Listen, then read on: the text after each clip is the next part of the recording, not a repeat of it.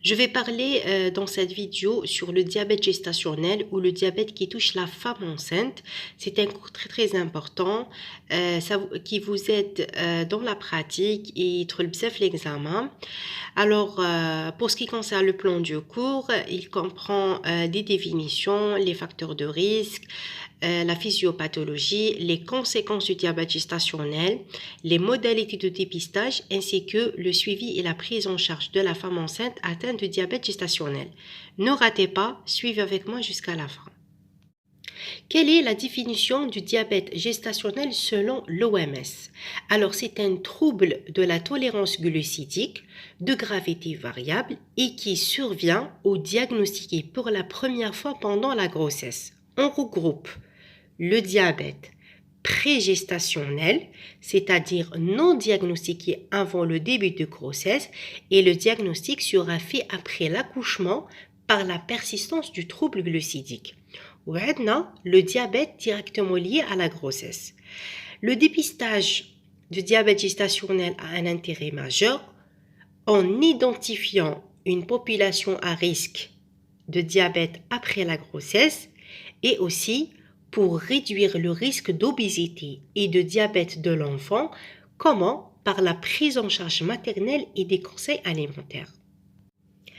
Les facteurs de risque de diabète gestationnel, la surcharge pondérale et la sédentarité, l'hypertension artérielle, l'âge maternel supérieur ou égal à 35 ans, un antécédent familial de diabète type 2 de premier degré, un antécédent personnel de diabète gestationnel, de diabète transitoire ou l'hyperglycémie due à la prise de la pilule lors d'une intervention ou la corticothérapie, ou aussi les antécédents obstétricaux comme la prééclampsie, mort in utero, macrosomie fœtale, malformation congénitale, hydramnios, c'est-à-dire l'excès de liquide amniotique, ou prématuré inexpliqué ainsi que le syndrome des ovaires polykystiques. Maintenant, un peu de physiopathologie sur le diabète gestationnel. Alors, la femme enceinte présente une modification hormonale, c'est-à-dire élévation de la concentration des hormones, à savoir l'œstrogène, progestérone, prolactine, cortisol, etc. Qui dit modification hormonale, donc modification métabolique. À noter aussi que les hormones œstrogènes ont un effet protecteur du diabète gestationnel. Comment? Par l'hyperinsulinisme maternel, c'est-à-dire il entraîne la sécrétion de l'insuline. À l'inverse, la progestérone, la prolactine et le cortisol provoquent le diabète gestationnel par une majoration de l'insulinorésistance. Donc, à l'état normal, chez la femme enceinte qui ne présente pas un diabète gestationnel, l'équilibre est en faveur de l'hyperinsulinisme maternel. À l'inverse, chez la femme enceinte qui présente un diabète gestationnel, en plus de la majoration de l'insulinorésistance qui est due aux hormones plus la présence des facteurs de risque, elle présente aussi une insulinosécrétion insuffisante. Par conséquent, on aura une hyperglycémie, c'est-à-dire élévation de la concentration du glucose dans le sang. Et comme on sait, le glucose, il peut passer à travers la barrière transplacentaire et l'insuline maternelle non. Donc, on aura une hyperglycémie chez le fœtus, ce qui entraîne un hyperinsulinisme fœtal, d'où la macrosomie fœtale. Pour les conséquences du diabète gestationnel, à court terme, on a des conséquences maternelles. La femme peut présenter HTA gravidique, sensibilité aux infections. Les conséquences fœtales et néonatales, à savoir la macrosomie, excès du liquide amniotique, mort in utero mais très rare et détresse respiratoire. Et des conséquences obstétricales, c'est la césarienne. À long terme, par contre, pour les femmes ayant un diabète gestationnel, il y a un risque de développer un diabète type 2 de entre 15 et 60%. Au cours d'une grossesse ultérieure, le risque de diabète gestationnel est supérieur à 40% et les enfants sont atteints d'obésité. C'est une pathologie qui constitue un facteur de risque cardiovasculaire et diabète type 2. À noter que l'allaitement maternel contribue au retour à la normale de la tolérance au glucose à distance de l'accouchement. Maintenant, on va voir la partie la plus importante qui est les modalités de dépistage. Il faut savoir que le dépistage doit s'adresser à toutes les femmes et pas seulement à celles qui ont des facteurs de risque. Maintenant, à quel moment de la grossesse le dépistage doit se faire? Généralement, entre 24 et 28 semaines d'aménorrhée, mais à condition que la femme enceinte ne présente aucun facteur de risque. Par contre, si elle présente un des facteurs de risque qu'on a déjà cités, ou là, qu'elle a déjà un diabète gestationnel lors de sa précédente grossesse, dans ce cas, elle doit pratiquer le dépistage au cours du premier trimestre, c'est-à-dire lors de sa première consultation. S'il est négatif, elle doit le renouveler entre 24 et 28 semaines d'aménorrhée, voire 32 à 34 semaines d'aménorrhée. Maintenant, quel est le test utilisé pour le dépistage de diabète gestationnel? Il y a deux types. Soit le test O'Sullivan suivi d'une HGPO à 100 grammes, c'est un test en deux temps, ou là, un test HGPO à 75 grammes, qui est un test en un seul temps. On commence par le test O'Sullivan. C'est un test qui est abandonné et qui consiste à doser la glycémie veineuse 1 heure après ingestion de 50 grammes de glucose, que la femme soit à jeun ou non, et que le dépistage est considéré comme positif si la glycémie est supérieure à 1,30 g par litre. Maintenant, comment se fait le test O'Sullivan? Alors, 1 heure après ingestion de 50 grammes de glucose, on va faire un prélèvement sanguin pour doser la glycémie et on aura trois possibilités.